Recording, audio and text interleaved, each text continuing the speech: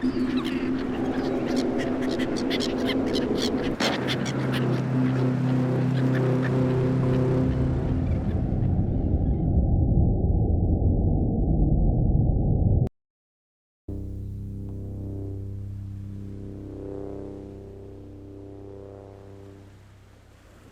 the year 4998 by Wizard's reckoning, a meteor, half a kilometer wide on impact, landed in the Thras Sea. A tsunami, peaking at some 60 feet high, swept out from the impact, rocking the coast as far west as the Duchy of Kavibas, and as far east as the Principality of Kokdiv. Worst hit, though, were the coasts of Gorkrag and the Sekrak Bay. Luge, the coastal capital of Kysilia, the largest kingdom in the region, already damaged in an earthquake, was almost completely destroyed. King sank himself, drowning beneath the monumental wave. Other major ports, such as Moche and Bagi, were equally devastated, as were innumerable smaller settlements, towns and villages whose whole existence was swept out to sea that fateful day. Other ports, further inland along rivers, sheltered from the brunt of the wave by islands or peninsulas, or simply further away from the impact, fared better, but none were completely unscathed. Worse still, where disaster struck, political instability followed. Once powerful merchant dynasties were obliterated as whole fleets were wrecked upon the shore. Trade routes shifted towards the least damaged ports. Nobles bought ravaged lands on the cheap and inherited titles from the dead.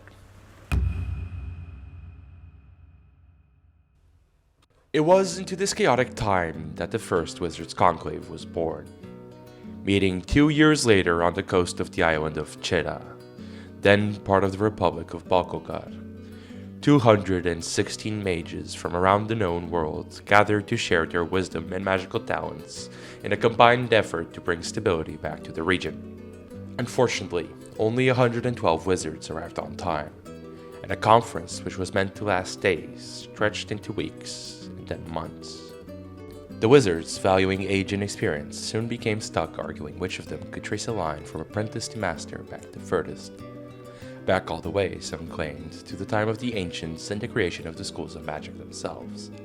Indeed, on the 78th day of the conclave, Tos of Kilyoya and Esje Sagaku of the Fathomic Confederacy both died, when the former challenged the latter to a duel over who possessed the older tome. Still, by the end of the 86th day, the wizards had come to a solution. Given that most of the arguing had arisen out of the fact that, lacking a unified calendar, determining who was even claiming to have the more ancient order required a lot of math, they needed a better method. When, after much calculating, they determined that the oldest magic tome any of them knew was approximately 5,000 years old, they declared it to be the year 5000 by Wizard's reckoning, and decided that the conclave should reconvene on the same date in the year 5001 to have another go at tackling a response to the crisis.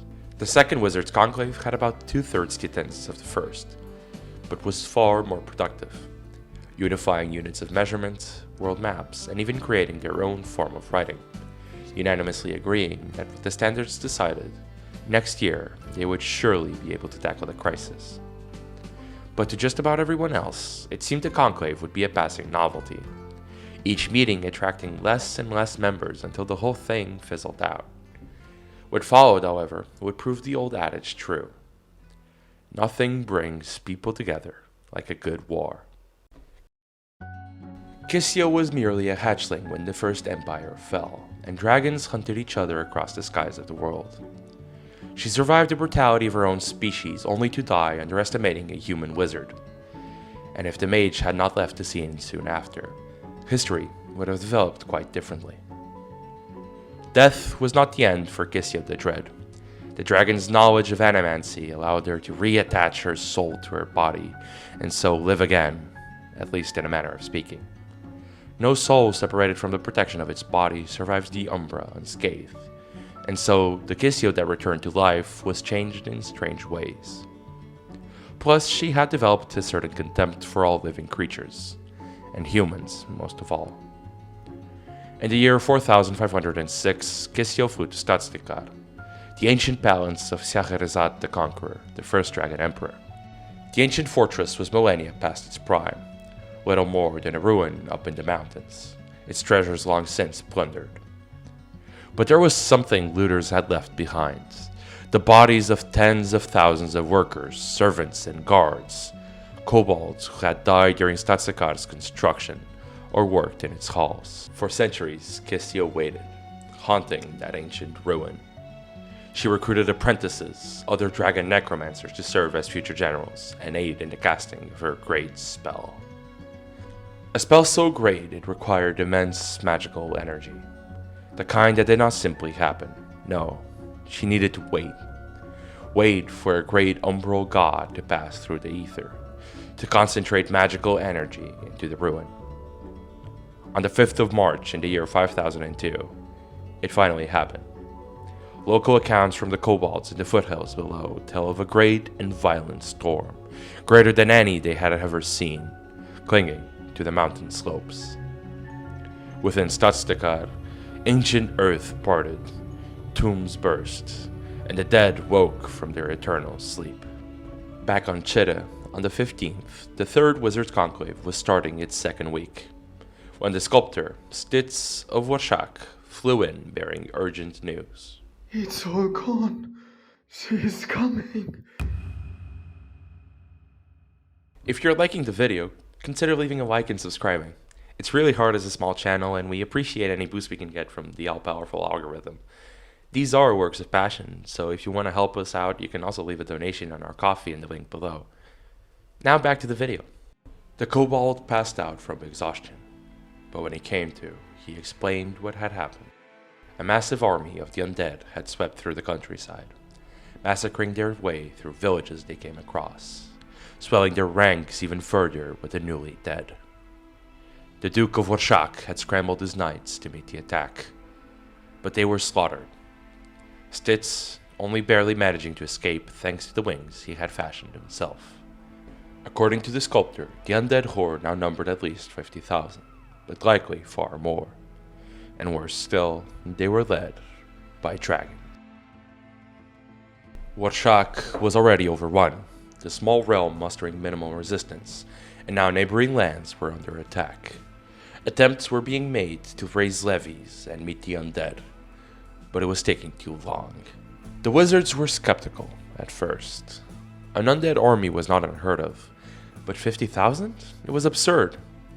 However, over the next several days, reports continued to come in, until even the most skeptical member of the Conclave had to recognize the threat. Many battles were fought over the next few years. The undead were slow, clumsy even, but they did not waver, did not sleep, did not eat. They marched day and night, and for every defender they brought low, their own ranks swelled. The only saving grace for the living was that the undead could never stray too far from the necromancer commanding them, which meant whole armies had to divert to gather more recruits and crush resistance. The living suffered defeat after defeat. Sanwakar, Kamakar, Yafar, Mariontiakar, Lovakar, Shumiano, Karvakar, Zakarsto, all fell to the undead, until the river Kazi, a great coalition army led by the human kings of Yalmokar and Morona, supported by the kobold realms of Barnakar, Kazium, Shehat, and Durakar, and numbering over 40,000 strong, including some 2,000 handgunners and 300 cannons. Many previous attempts to hold the undead at a stream had failed. With no need to breathe, the undead could simply walk across the riverbed. But the Kazi was different. The river is both wide and quick-flowing, and at the time had only a handful of bridges located far upstream where the river narrowed. Smoke blackened the air, and volley after volley of crossbow bolts and arrows rained down on the advancing undead. 5 wizards, 4 conductors, and a sculptor provided arcane support. The fighting lasted hours, until the necromancer leading the force, Chihradi the Terrifying, flew too close to the army of the living. A cannonball broke his wing, and then several volleys of firearms racked his flank. The mighty dragon crashed into the water, drifting downstream as many of the undead simply collapsed, their source of magic and life severed. The coalition were victorious, but at a great cost. Between those slain in the battle and those who succumbed to their wounds or disease afterwards, half were dead or unfit to fight on. When Gisio herself led a second attack weeks later, the surviving defenders were routed, and the undead crossed the river in force, soon besieging the cities of Tabekar and Durakar. But the truth is a fickle thing, and news of the victory, however brief, spread quickly.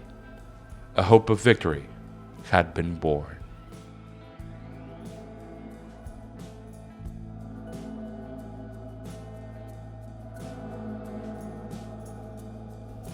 Unfortunately, that's all the time we have for this video, but production is already underway for part 2, where the living will begin an organized counterattack. If you want to be the first to see that video, be sure to stay tuned and turn on notifications.